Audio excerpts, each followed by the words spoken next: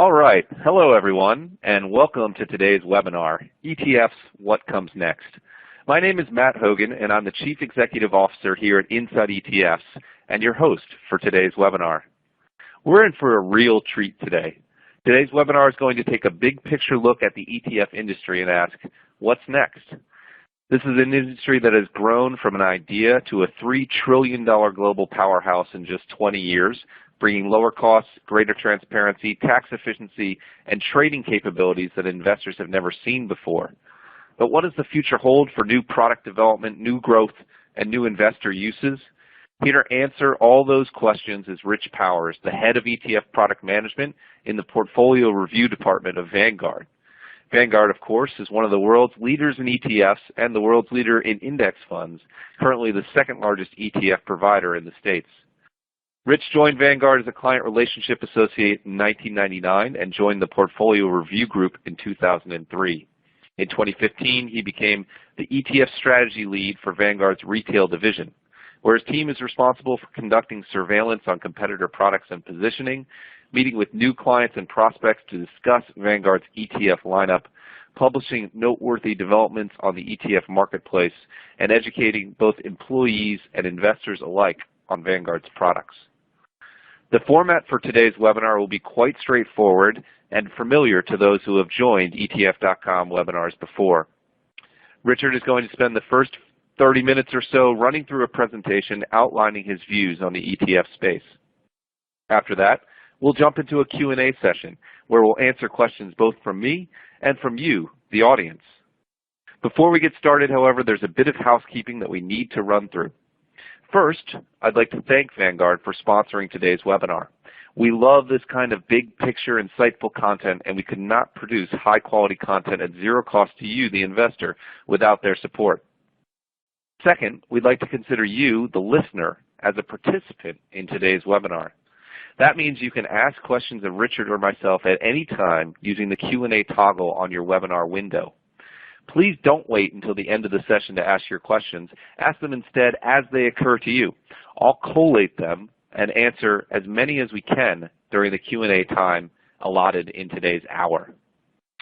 Third, if you'd like to enhance the viewing area of your slides to make those slides bigger, you can do so by clicking the Maximize button on the upper right-hand corner of your webinar browser, or by dragging and dropping the lower right-hand corner of the webinar slides.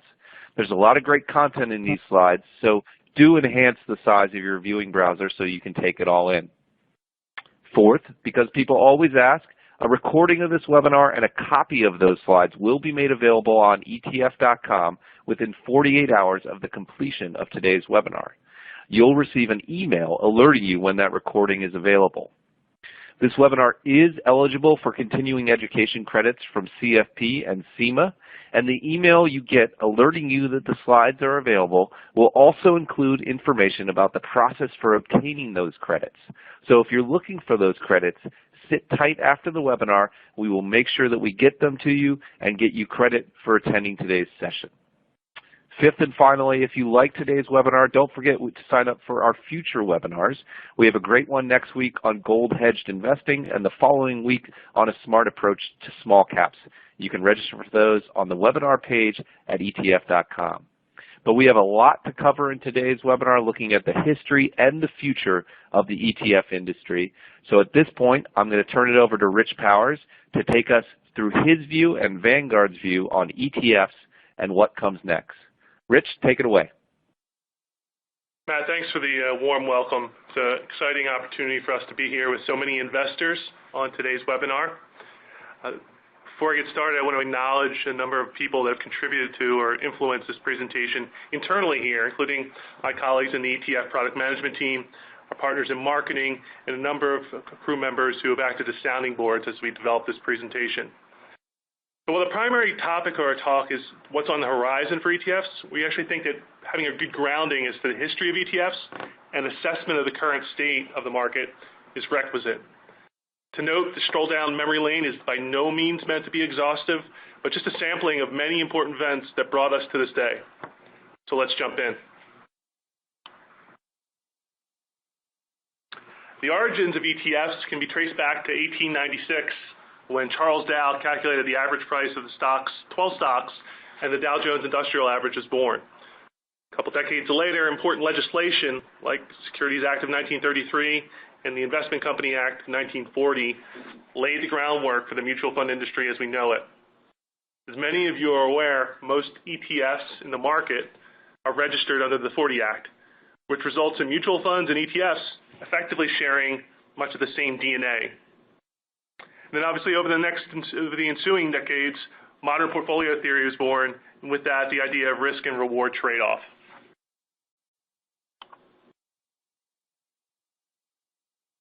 None of what we currently know as the ETF industry would be possible if not for the contributions of Vanguard launching the S&P 500 index, bringing index investing to the masses.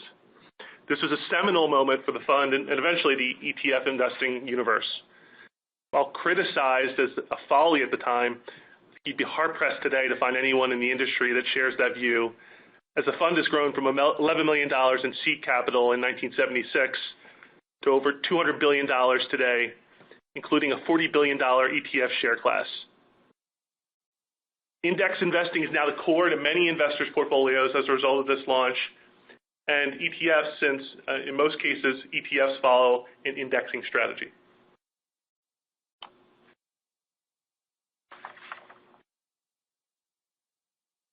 The market crash of October 19, 1987 and the ensuing analysis by the SEC planted the seeds for the first ETF. Nate Most, an executive at the Amex, read in the report from the SEC that the need for a vehicle that will allow trading of all securities in the S&P at once without the use of futures. This trading vehicle would add a layer of liquidity in addition to what the market was providing in the underlying stocks. Interestingly, and perhaps less well known in ETF lore, was the fact that the first ETF in the world was launched in Canada in 1990. The U.S. markets would have to wait 3 more years to get their first ETF, and that's really where our story begins in earnest.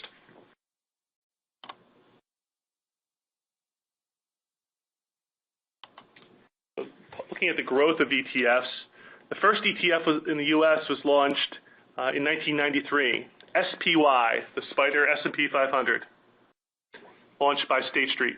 It's now the largest and most liquid ETF in the world. Unlike most ETFs that are launched as open-end investment companies, SPY is a unit investment trust. As a unit investment trust, it has an expiration date, though more than 100 years out into the future. It doesn't require a board of directors.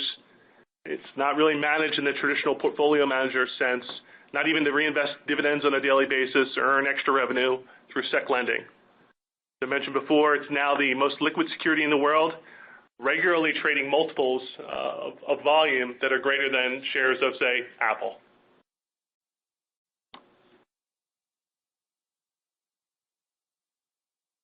So again, in 1998, State Street took the industry another step forward by introducing sector ETFs. Now, sector investing is commonplace in firms. Sector investing is commonplace, and firms offer sectors ETFs in a multitude of flavors. The sector ETF introduced a way not only to get exposure to a sector, but also to short it, a different facet for ETFs relative to mutual funds. As an ETF is an exchange-traded security, just like a stock, it has many of the same properties of a stock. It can be shorted, lent, purchased on margin. It can be purchased or sold at a target price using a limit or stop loss order. You can even get your ETF exposure via options.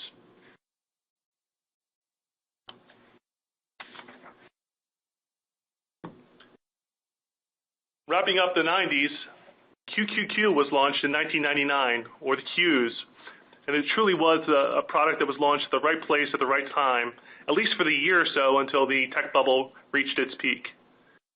Although the NASDAQ 100 index index that the Qs track is a somewhat irregular index, it's comprised of the 100 largest non-financial companies that trade on the NASDAQ, it gathered a lot of investor interest and tied to the boom in tech stocks with the ETF industry growing. And although dot-coms turned out to be an investment fad, obviously ETFs have not.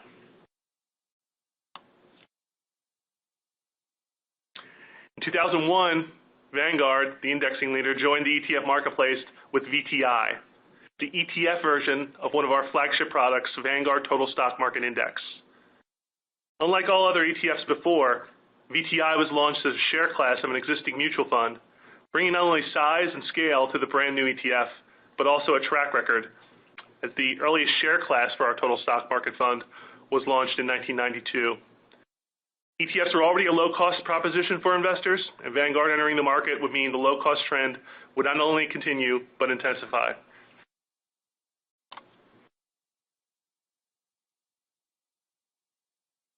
Just like the sector funds in '98, GLD offered investors a new way to access an asset class, this time gold.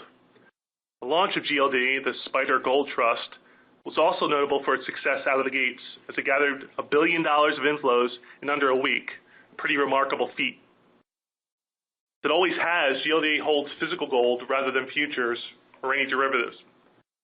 The product is structured as a grantor trust under the 1933 Act mentioned earlier, resulting in, among several differences, a different tax treatment for long-term gains than most exchange-traded products. In 2010, the index story comes full circle with the launch of VOO, the Vanguard 500 Index ETF. The share class of the Vanguard's original index fund launched in 1976 that I mentioned earlier.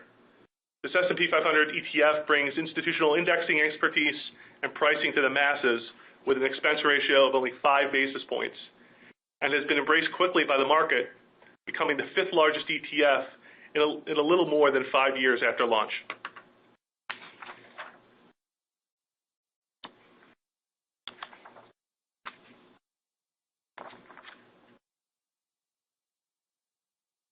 So let's pivot now to the present state of ETFs, where we'll look at from 2013 to the present to tease out some of the enduring trends and new developments that could influence the future of the ETF market.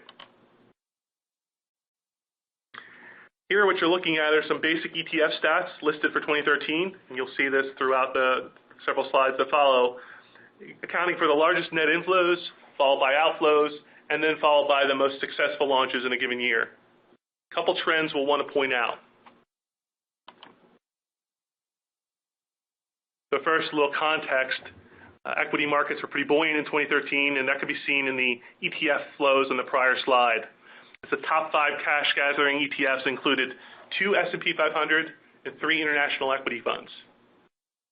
Gold, on the other hand, fell significantly, and this too can be seen in ETFs with a net negative flow of $25 billion coming out of GLD. One other interesting development from a new product standpoint is that a pair of Barclays ETNs topped the list of new product launches in 2013. These products are unique in a couple ways.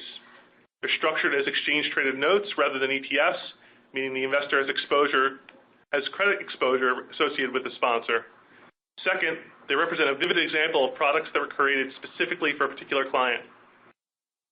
Rounding out the top 3 of new product launches is Vanguard's Total International Bond ETF, a product that would lead the way in hedged international fixed income category in the coming years.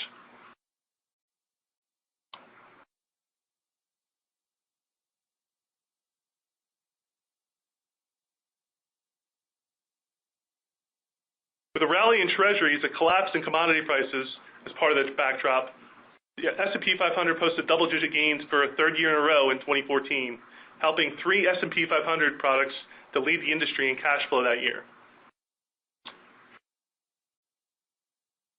2014 was also noteworthy for the rise in prominence in the media and in launches, if not yet in cash flow, of rules-based active strategies. Often described as smart beta, but better tagged as factor funds or rules-based active funds. These products seek to deliver long-standing active strategies to investors through a passive implementation and a lower cost than the average actively managed mutual fund.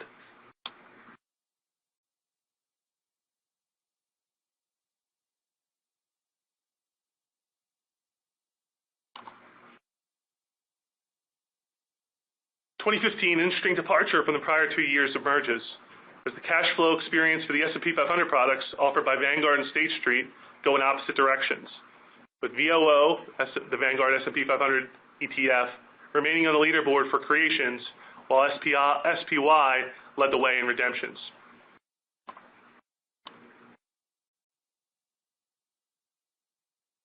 With the Fed looking to tighten monetary policy and virtually every other major central bank looking to do the opposite, the dollar strengthened all year versus other major currencies, and this showed up in the lead tables as strong flows into currency-hedged international ETFs were prominent.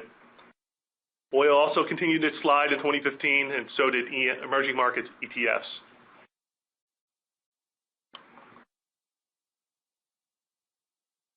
So what are the observations of the last few years? In a nutshell, I'd say rules-based investing and increasingly niche products have continued to blur the line between active and passive management. Some of these products represent real innovation, while others likely add to investor confusion. Several experts actually have commented that the proliferation of products has outpaced the industry's ability to educate investors on them. But despite the recent product proliferation, cash flow continues into broadly diversified bond and equity ETFs, tracking indexes like the S&P 500 and the Barclays Agg. In fact, to borrow from the Pareto principle, which states that 80% of the effects come from 20% of the causes, you can see that the concentration of investor interest is in the oldest and most broadly diversified ETFs, funds that investors know by their tickers alone.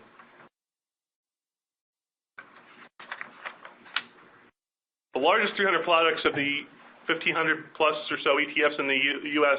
account for nearly all the assets in the marketplace. The largest 20 products hold nearly half of industry ETF assets, and most of the ETF trading volume can be attributed to those same 300 plus large products that account for most of the assets. I think this mollifies some of the concern that investors may be using more concentrated or niche products in anything more than the periphery of their portfolio.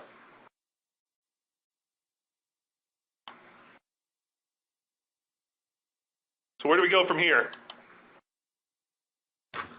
Well, the answer, if you looked at this chart, would say up, according to the projections from FactSet.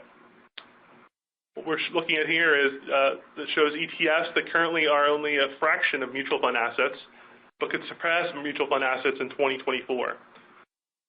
In order for this to hold true, one would have to believe that the active mutual funds continue to suffer meaningful outflows, since they account for the majority of fund assets, while investors move en masse to index-based products, which account for the majority of ETF assets. Again, that's what you'd have to believe for ETFs and funds to be equally sized in the not-too-distant future.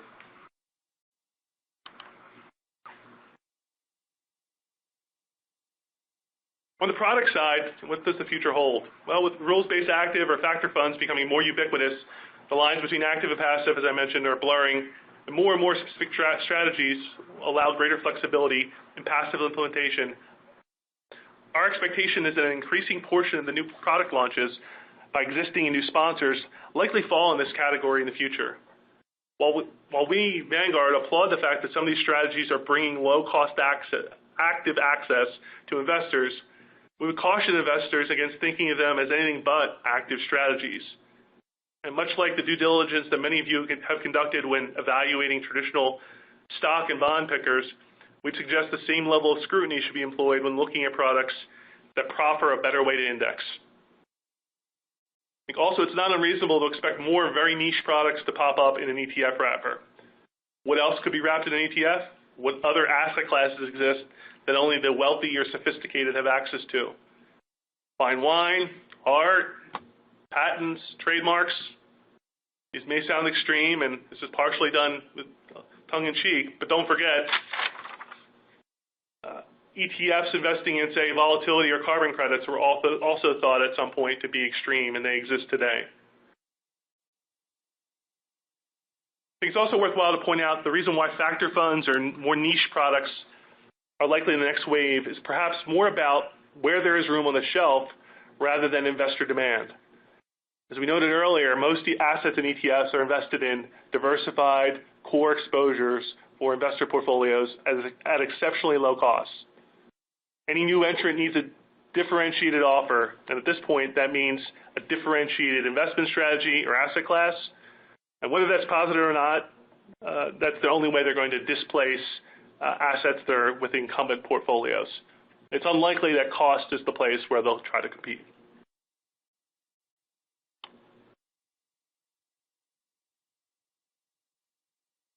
So we talked about the exponential growth, the potential growth for ETFs and new products So we talked about the potential asset growth for ETFs and new product concepts that may arise. The next place we want to turn is future buyers of ETFs. We know that financial advisors, along with institutions, have been a big reason for the success of ETFs, but there are other client segments that could help with the next leg of growth, and we've identified 4 on this slide. Again, not meant to be exhaustive, but just simply a sample of where future growth might come. We'll first start with defined contribution plans and 401ks in particular. At this point, they have not adopted ETFs for a handful of reasons. First, large plans already have access to institutional pricing for index products that many times is less expensive than what ETFs offer. And 2, trading costs make frequent payroll contributions prohibitively expensive, and record-keeper systems are set up for mutual funds, not brokerage trades. And 3, as a long-term savings vehicle for many less experienced or less engaged investors, is having the flexibility to trade intraday all that helpful or necessary for most participants? The answer is probably not. So is there any reason to think that ETFs could become a bigger part of the defined contribution universe? I think there could be, perhaps, but I think that would largely be focused on small plans that cannot access lower cost index options through a mutual fund. But our assessment is that group constitutes really the only use case at this point in time. The next category we want to touch upon is insurance companies. They have large balance sheets of fixed income to pay for future liabilities. So why aren't those balance sheets full of ETFs yet? Well, I think one obvious reason is many of these firms manage their own investments in-house, reducing the need for a professionally managed ETF. The known and certain stream of income from bond coupons and principal payments is also of value to insurance companies and reduces the need for liquidity of ETFs. But the insurance companies are starting to take notice of ETFs if it's only at its early stages. At this point in time, about 1% of insurance general account assets are in pooled products, which includes both funds and ETFs, which basically split that 1% pretty equally down the middle. If you look ahead and think about where adoption could happen in the insurance general account space, we think it largely arises because of the cost savings that can come with ETFs and a general level of comfort and education around the product. So there's reason to believe that greater adoption is on the horizon there. The next category of investor that is embracing ETFs in a meaningful way are Robo Visors. The term Robo Visors become commonplace in industry parlance, with fintech companies in this category managing about $4 billion of investor money in this virtual construct. Of course, large asset management firms have also taken notice, either bought or built their versions, with some even making the offer to operate as the investment infrastructure for traditional financial advisors. Time's going to tell whether this outsourced model and one with limited human interaction will take hold in a meaningful way, but I think one thing's pretty clear. These firms have disrupted the way advice is delivered and are doing so at an increasingly low price tag, with ETFs as the product vehicle of choice. Finally, in terms of potential investor target, we'll look at individual investors who operate without the assistance of an advisor. And they're in the early stages of ETF adoption. As about 15% of all retail investors use ETFs today, according to Cerulli. The retail investor is likely on a steady glide path of increasing ETF adoption over time, with today's early adopters being highly engaged, self-directed investors. I believe awareness and education, along with a growing appreciation for the virtues of index investing, are necessary conditions for greater penetration by ETFs into this client cohort.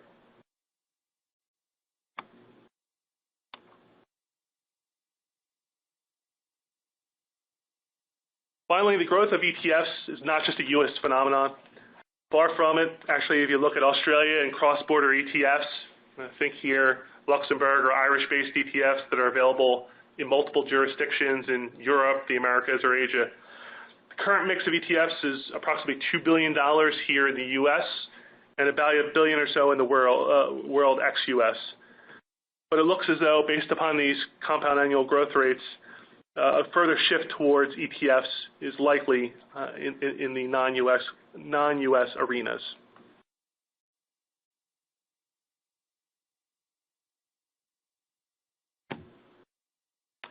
So let's wrap it up here. How did ETFs get to this moment of growing prominence? Indexing being introduced to most investors by Vanguard 40 years ago got the ball rolling, and the marketplace has readily embraced indexing over the last 15 years in a pretty significant way. Particular, broad, diversified beta exposures have been the product of choice for investors. The importance of ETFs and the investment solutions created by financial advisors has also been a key driver. So for what comes next, I think more products that look like indexes but are actually active will populate the new product launch list, as will narrower and narrower slices of various markets. However, it's our view that broad, diversified, low-cost ETFs, as they are today the core of an investor portfolio, will remain the core of investor portfolios going forward. From a target audience perspective, greater penetration in the advisor community is an obvious place to start, as less than 10% of advised assets are held in ETFs today, according to Cerulli. Other places where more interest in the vehicle will rise are certain parts of the institutional and retail segments, as well as in the non-U.S. space. Appreciate your time, your interest today. And Matt, I'll turn it back over to you for the Q&A session. Thank you so much, Rich. Great presentation. A lot of great stuff to dig in there. I'd remind the audience, if you have questions for Rich or myself, please enter them using the Q&A toggle at the bottom of your screen. We do have a lot of questions coming in, and we'll do our best to get as many as we can in the hour-long time limit, but don't be shy. I'm going to try to group these questions as they come in, Rich, into a couple different categories. I want to start really big picture. You laid out a very bullish case for ETFs here. Is there anything that worries you, anything that could derail their growth, anything that keeps you up at night? Is there any, sort of dark lining to the silver cloud? Yeah, I think the biggest concern that we would have as an organization is the investor experience ends up being suboptimal. And so you need only go back to, say, August 24th of last year or the flash crash of 6 years ago, where the confidence in the ETF structure and its ability to deliver what investors expect gets rattled a bit. And so until we address some market structure issues that we as an industry actually got together and wrote a really thoughtful piece to the SEC on earlier in the year, I think that's the place of worry for me. Related to that, I think, is education and the proper way to use ETFs. At this point in time, we believe that market orders remain the prevalent way in which investors access ETFs, and certainly there is a case that there's value in that because it provides for certainty around execution, but certainly exposes an investor to risk from a price standpoint. And so we look at it kind of twofold. There's a structure issue that probably could impair an investor's experience and therefore undermine their confidence in ETFs, and then also potentially how individual investors or advisors or institutions execute in the marketplace that, again, might influence their perception of the ETF market when, in fact, perhaps there are things in their control that could have made for a better experience. Yep, great answers. Yeah, it's funny. Nothing about the product. It's about how you access it and big concerns. And that was a great letter. I'd encourage people to find that. You can search that on ETF.com and find it. There are a lot of questions about the interaction of ETFs and active, and I think I can group them into three different bits. But the first one is a question that just came in, which says, the great presentation on the future of ETFs, but you didn't really talk about actively managed ETFs.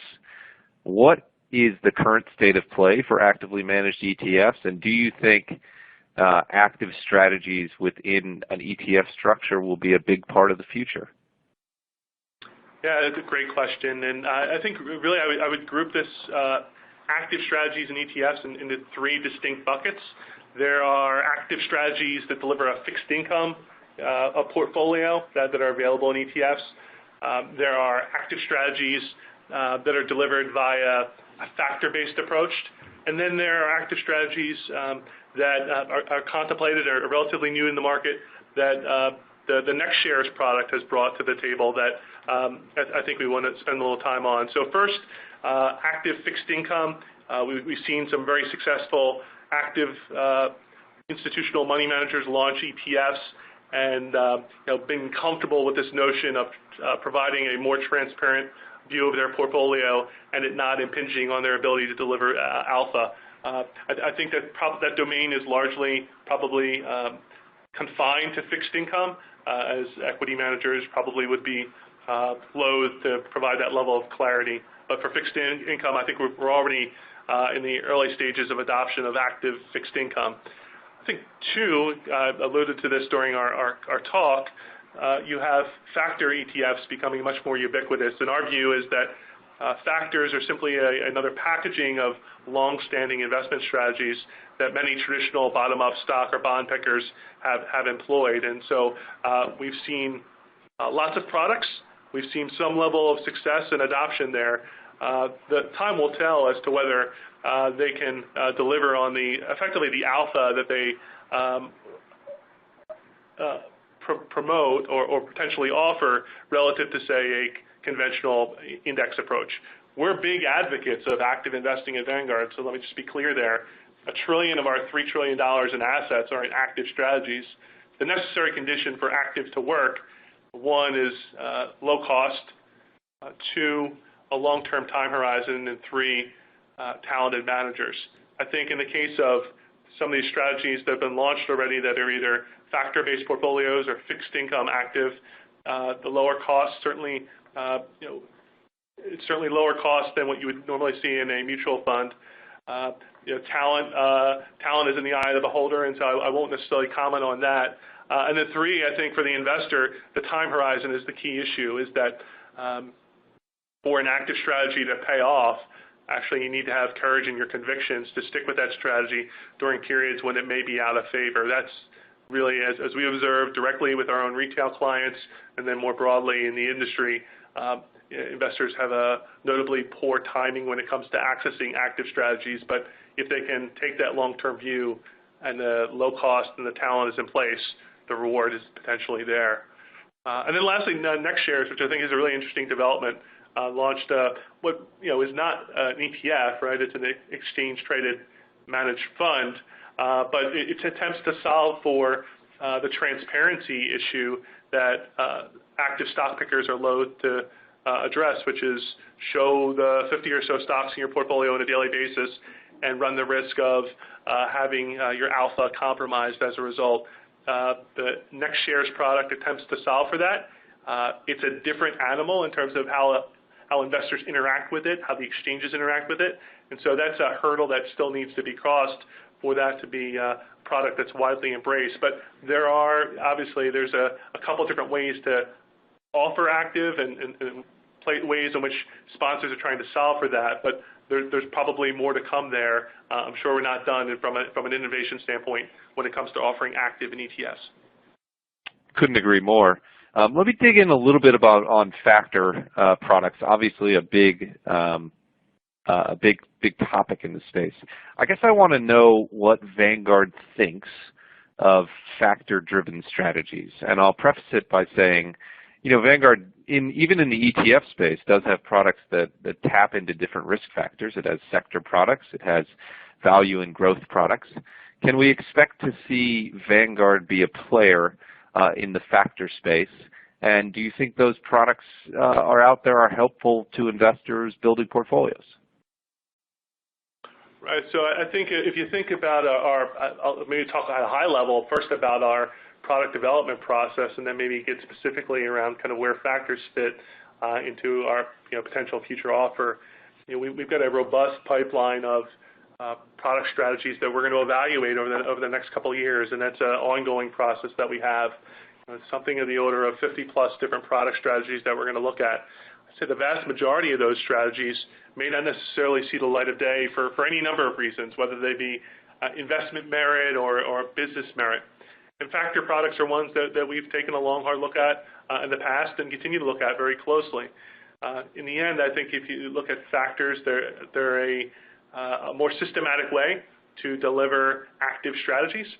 You can look at some active managers and point to their ability to add value really arises not necessarily from security selection or sector allocation, but rather their exposure to an enduring factor such as value or lower volatility. And so, we continue to observe and research whether that type of product offer fits with our overall philosophy and orthodoxy, but certainly not far afield from what's delivered today in terms of many traditional bottom-up stock picker portfolios.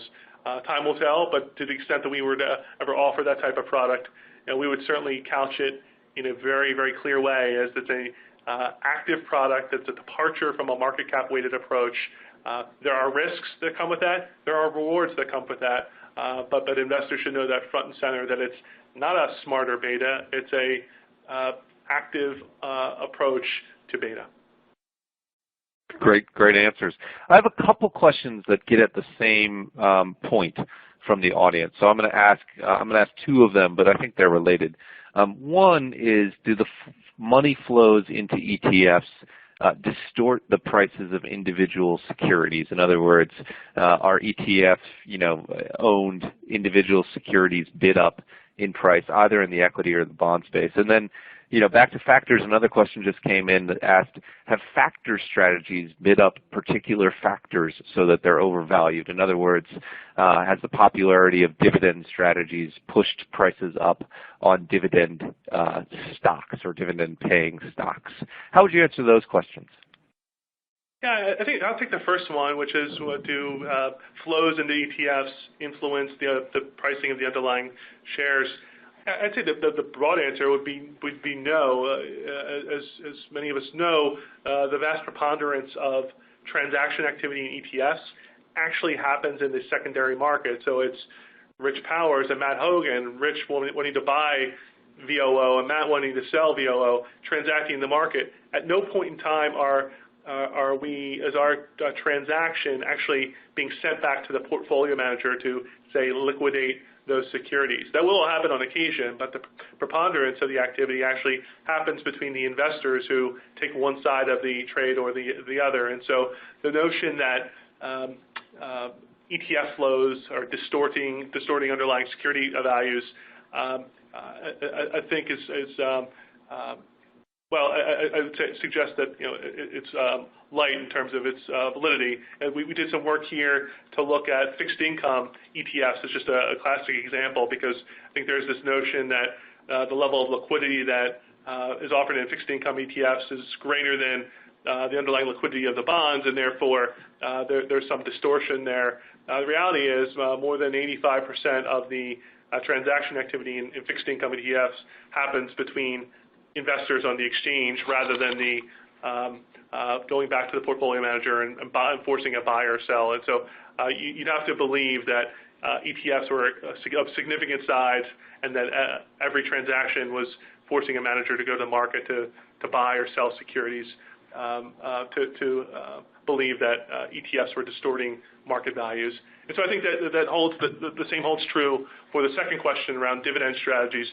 You have to be of the belief that the amount of assets in dividend-focused strategies is far greater than the size of the dividend-focused universe of stocks. And we know that many of the indexes that focus on dividend-paying stocks are oriented towards very large-cap companies. And so the valuation run-up, perhaps at the margin, could be a consequence of the ETF activity, but there will be a range of other factors, including just traditional investor flows directly into the securities from institutional money managers, individual investors, that collectively make the market in that stock and give it the valuation that it has.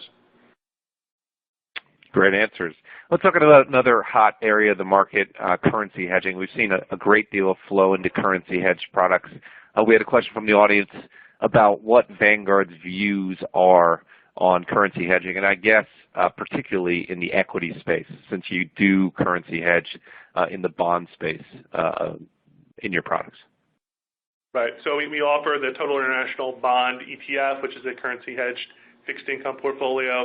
Our view in terms of the value that arises from hedging a portfolio is that if your intention is to is to invest in a low volatility asset class, or your objective is a low volatility portfolio, then currency hedging may make a lot more sense for an investor because of the volatility that accompanies the interaction of currency across different pairs trades. And so the fixed income product that we launched, it kind of fits that construct well. We actually have a global minimum volatility active portfolio that also is currency hedged, because the objective for that portfolio is really around minimizing volatility relative to the broad global marketplace by stripping out the volatility that comes with currency movements. We've effectively kind of zero in on that core objective for the portfolio. In terms of hedging currency broadly for equity portfolios, I think we don't have a product in that space. It's not to say that we don't think that type of product could have some value at some point in time. I think the issue becomes a concern around how investors might utilize those portfolios. We ran some analysis here internally about a month or so ago that looked at investor experiences in using currency hedged portfolios. So if you look simply at European hedged equity portfolios over the last couple of years, the flows into those products, and then look at the relationship of the euro to the dollar, about 80% of the flows have come in over the last 12 or so months, while the dollar-euro relationship had been effectively flat up until that point. And so investors saw the strong rally in the dollar, reacted 6 months, 12 months, 18 months later, and made the trade perhaps at the absolute wrong time. If you're going to hedge your equity exposure, you should probably make it a permanent part of your portfolio rather than making it a tactical part of a international portfolio, because of just the behavioral biases that we as investors all are suspect to. Isn't that the same in smart beta strategies? Aren't you worried about people effectively chasing returns, which I think is what you're saying in the currency space as well? That's exactly right. I mean, we've seen it in broad industry data, and even some of our traditional active funds that investors will throw in the towel, for instance, on value in 2000, just at the absolute wrong time when value is about to go on a terrific run relative to the broad U.S. equity markets or growth investing. And so a particular strategy that's focused on value or growth or momentum, those are fine strategies to follow. But once you make the decision to make those, put those in your portfolio, timing becomes problematic to execute upon. And so thinking of them as a strategic allocation in one's portfolio limits the risk of making too many decisions and, as a consequence, ending up with suboptimal returns. Yeah, absolutely. It's definitely one of the biggest stories, I think, out there.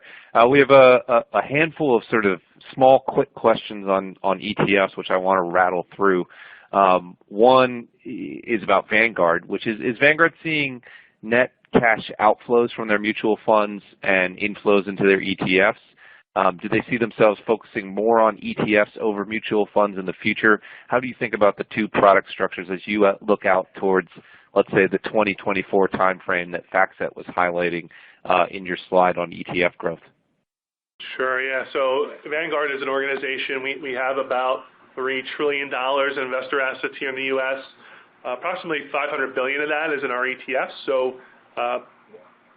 16 or so % of our assets are ETFs.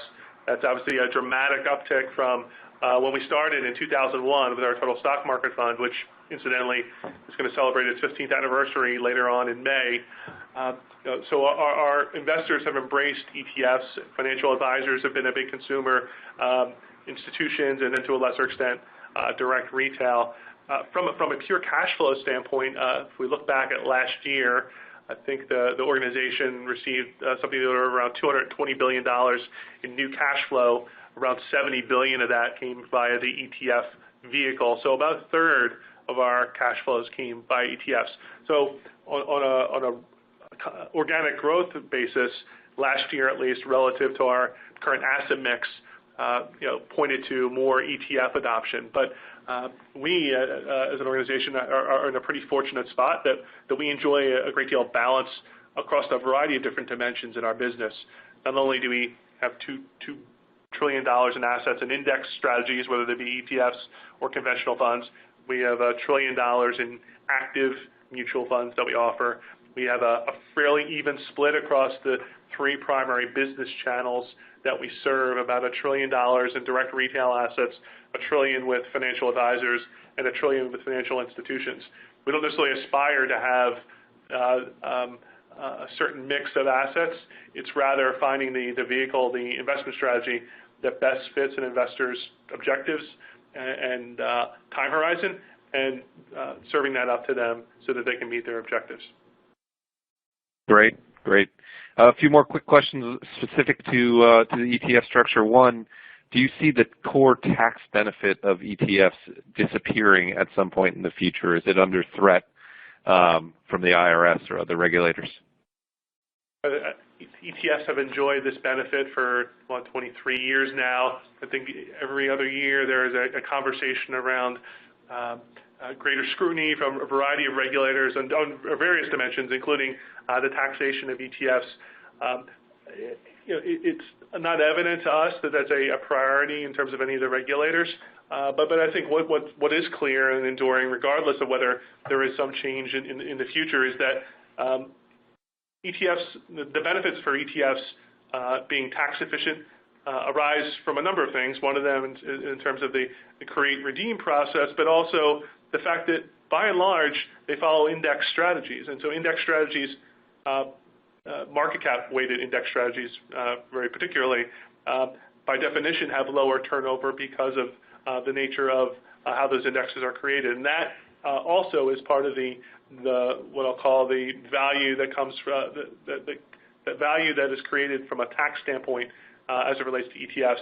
That same value, however, is also prevalent in index mutual funds, and so that's a universal benefit that is shared across those what I'll call 2 sides of the same coin in terms of funds and ETFs. That's certainly true. Although, I mean, we have seen, at least on a marginal basis, ETFs be slightly more tax efficient than mutual funds across the industry, not within Vanguard, but across the industry. And you think that core benefit is unlikely to go away 23 years in? The core benefit of from a regulatory standpoint? Yeah, exactly.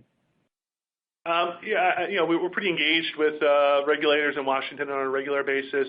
I don't, as far as I am aware, I don't believe that there is anything on the agenda that would suggest that that's under deep review as something that will change and therefore change the complexity and some of the virtues of the ETF structure. Great. A couple questions on sort of new users of ETFs. One on Robo Visors, which you mentioned. I guess 2 questions there. One, why have most robo solutions, whatever that means to you, embraced ETFs over other strategies? I guess let's start there. Why is it the default choice? Yeah, I think most of these fintech companies that are building the robo-advisor offers have built them around a brokerage platform, and the ability to transact in the marketplace via the ETF is operationally more smooth and cost-effective than transacting through mutual funds. And so I think that largely speaks to the reason why that's been the vehicle of choice versus, say, mutual funds. But I am aware that there are some competitors in the marketplace that are looking at how mutual funds could also fit into their robo-advisor offer.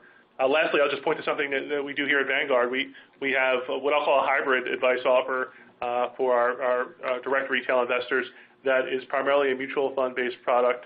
Our Admiral shares that we use in that product are priced identically to our ETFs, and so we're agnostic from a product structure standpoint, and so the fund works there just as well. We've designed our systems to accommodate that, but I suspect that the robo-advisors in the marketplace in general have designed it from a convenience standpoint that ETFs fit that bill a little bit better. Also, maybe just to run on just a little bit more, if tax loss harvesting is part of the offer that some of these firms might employ, the ETF structure is probably a little bit more elegant in that regard as well, just given the trading flexibility that exists there. Right. Great answer. And one more question on the robo trend. Certainly Wealthfront and some of the others are at least pecking around at the idea of direct indexing and not using ETFs but individual securities to sort of synthetically replicate index returns. What do you think about the direct indexing trend? It exists in the RIA market too.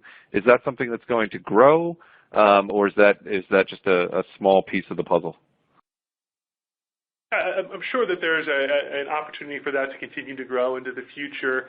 The virtues of it, I guess, are largely around potentially just customization for the end investor who may have a preference to avoid, say, stocks or portfolios that invest in alcohol or tobacco companies. There's that benefit, I suppose, and I guess also a greater level of customization available from a tax treatment standpoint. Quantifying the value of that relative to using the 1,500 plus ETFs that are in the marketplace, I think that's where, candidly, I'm a little less developed in the thinking there. But I can't imagine that the differences are all that material. Great. We have time for a couple more questions. I wanted to ask a question comparing. You mentioned retirement as a potential new area of growth, but some of the limitations that exist therein. One thing we have seen is 529 plans adopting ETFs. In a number of those plans use ETFs at the core. I guess, can you explain why ETFs are a great solution in the 529 space, and then what the challenges are of porting that over into the retirement space? Yeah, I'd have to. So I'll just show my cards here that I'm less kind of involved with the 529 market, and so we'll just have to qualify any comments I share there in that regard. But I would say I imagine that the virtues or the attractiveness of ETFs in that category might be that in some 529 plans, the ability to offer the lowest cost type of index fund that one can get through some institutional funds isn't necessarily there, and so as a consequence, the better route might be to go the ETF direction because of the lower minimum and the lower cost that might exist. It's not too dissimilar, I'd say, probably, than to, say, small 401k plans that make that same type of decision that get the lower cost offering because certain minimums or thresholds aren't achieved. Right. One more question from the audience. What size makes an ETF viable long term? By size, I assume they mean assets under management. Yeah, I mean, Matt, I'd almost kick it back to you. You guys, I know, have done a great bit of work there. I think that the rule of thumb that I've heard here is 30 million after 3 years is probably the indicator that suggests an ETF has a potential for a long life. If it doesn't get to that level, perhaps it may end up in the graveyard. And so I don't know that size. There is a particular size element. I think for certain investor types, the level of liquidity, the size of the portfolio, the percentage of the portfolio they're able to own, given whatever regulatory constraints are under, might influence whether a particular product could be viable in the marketplace. That's a great answer. I'd only add my 2 cents that I wonder, as more active funds come to market, if they'll have a longer runway, because eventually investors will want to see track record before they buy. So there may be more incubation of ETFs in the future than there has been in the past. But I agree, 30 million or 50 million is a good barrier above which things will be good. I guess I have one more question that I wanted to talk about. One thing we didn't touch on directly, which is the role of distribution in the future of ETFs. We've seen big ETF franchises emerge at Schwab, which obviously has great distribution. Vanguard obviously has great distribution. And even some of the other sort of bank-level players like Northern Trust or Goldman Sachs, which have had a hand up in the market by having internal distribution. Do you think that's a trend that will continue, and how important is that to the future of ETFs and the future of maybe new entrants who are coming to market? I think one thing that's evident when you have ETF in the marketplace, it potentially circumvents some of the challenges that we're prominent, or we're more prominent actually in the mutual fund space, which is kind of pay for distribution. At least in the ETF marketplace, everyone's on the level playing field. If you have a brokerage account and you have a particular interest in choosing a strategy from a given sponsor, regardless of whether they control distribution or not, you can access that. And so I think in many ways, distribution is being democratized relative to, say, historically what might have been the case in the mutual fund space. A great answer. Well, that just about takes up all our time. I'd like to thank you, Rich, for preparing such great content for today's webinar.